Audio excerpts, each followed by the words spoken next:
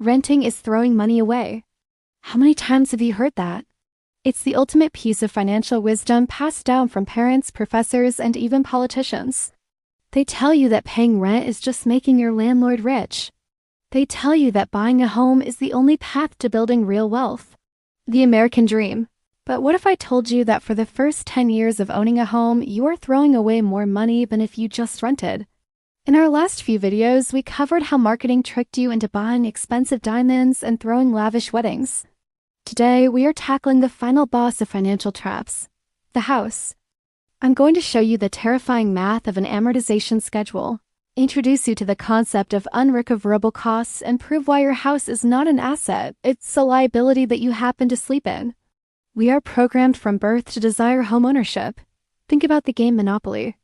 You don't win by renting. You win by owning the entire board.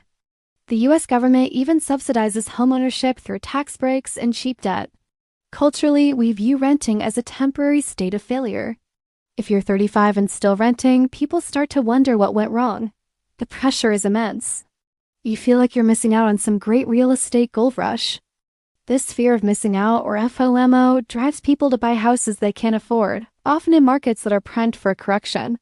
But before you sign a 30-year contract with a bank, you need to understand what you are actually signing. So let's look at a typical $500,000 house today. You put 20% down, which is $100,000, and borrow $400,000 at a 7% interest rate. Your monthly payment for principal and interest is about $2,660. You think, great, I'm paying $2,660 a month towards my house. Wrong. Look at the amortization schedule. In your first year of payments, only about $330 of your monthly payment goes to principal, your actual equity. The other $2,330 goes straight to interest. That's the bank's profit. You aren't building wealth. You're renting money. For the first 7 to 10 years of a 30-year mortgage, the vast majority of your payment is just throwing money at the bank. You own almost nothing. This brings us to the core of the scam, the definition of throwing money away. Economists call these unrecoverable costs. This is money that leaves your pocket and never comes back.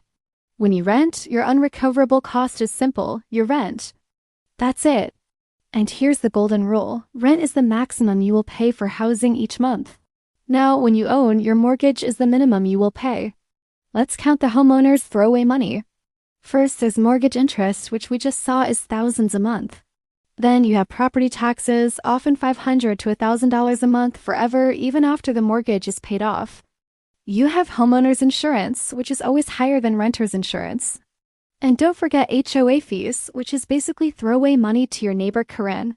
Finally, there's maintenance. A good rule of thumb is the 1% rule. You should budget 1% of the home as value per year for repairs.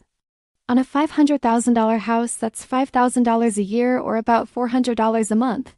So when you add up the interest, taxes, insurance, and maintenance, a homeowner is often throwing away more money every single month than they would pay to just rent an equivalent apartment. But the biggest cost of all is the one nobody ever talks about, opportunity cost. To buy that house, you had to lock up a massive down payment, let's say that $100,000. Now you have two paths. On path A, you buy the house. That $100,000 sits in your home equity. Historically, real estate barely keeps pace with inflation, growing around 3 to 4% nationally over the very long term. On path B, you rent instead, and you put that same $100,000 into a low-cost S&P 500 index fund. Historically, that returns about 8 to 10% per year. Over 30 years, the difference between growing your money at 4% versus 10% is life-changing.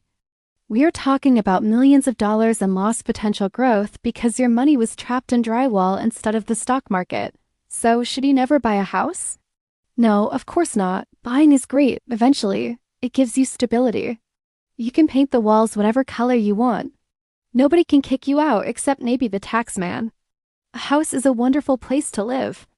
But it is usually a terrible investment. So stop feeling guilty for renting. Renting is not failure.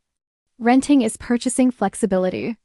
Renting is outsourcing the financial risk of a new roof or a broken water heater to a landlord. Don't buy a house because society pressures you to. Buy it when you are financially bulletproof, when you're planning to stay for at least 10 years, and when the unrecoverable costs actually make sense for your situation. We've covered the big life traps: diamonds, weddings, and now houses. So it's time to look at the day-to-day traps. You think you're beating the system with those credit card points? Think again. The banks are winning and the poor are footing the bill. Thanks for watching, and I'll see you in the next one.